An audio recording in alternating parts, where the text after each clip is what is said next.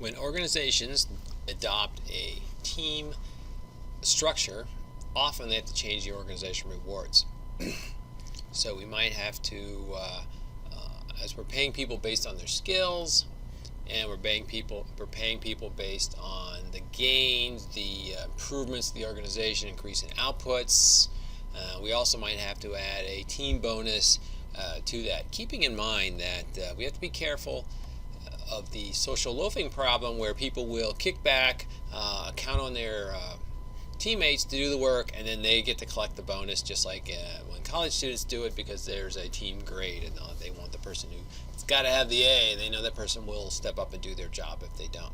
So we need to combine the team bonus plans with individual rewards for the team members, peer ranking, things like that, so we can make sure that people own up to their individual responsibilities to the team, and the team gets rewarded for being successful, but the individuals also get rewarded.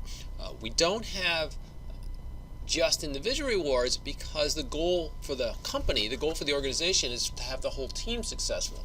What I don't want is somebody to step back and say, well, I did my job, I had my thing done, I've accomplished my goal, I'm going to kick back and watch my teammate flounder. And oh, isn't it funny watching him suffer? What we wanted to do is be motivated to pitch in and help. I got my job finished early, therefore I'm going to pitch in and help this poor guy who's not quite there yet, because I want the team to be successful, because there's a team reward for it. So I get an individual reward and I get a team reward. So some combination thereof is the thought, usually works the best. So a couple of things to keep in mind about diversity and even multicultural teams, right? Team members from different cultures. Diverse teams generally have lots of creativity and innovation. That's a great thing. They add improved decision making because they get lots of inputs from different backgrounds. They improve problem solving, kind of the same thing.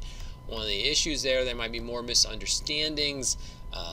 There might be more conflicts. There's less communication. These people aren't like each other, so it's not that they don't like each other, it's that they're not like each other. They're dissimilar. So we're going to have to work on our ability to do teamwork and communicate and things like that.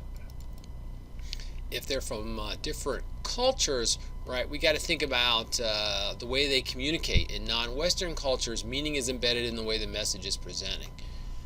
So Western cultures might have a hard time sorting out this indirect communication. They won't get the differences in vocal tone and body language and so forth.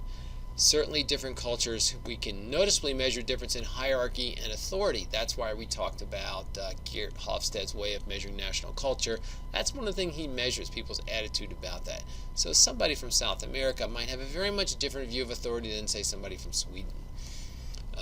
Conflicting decision-making norms, how people go around solving problems and making decisions, is often quite different.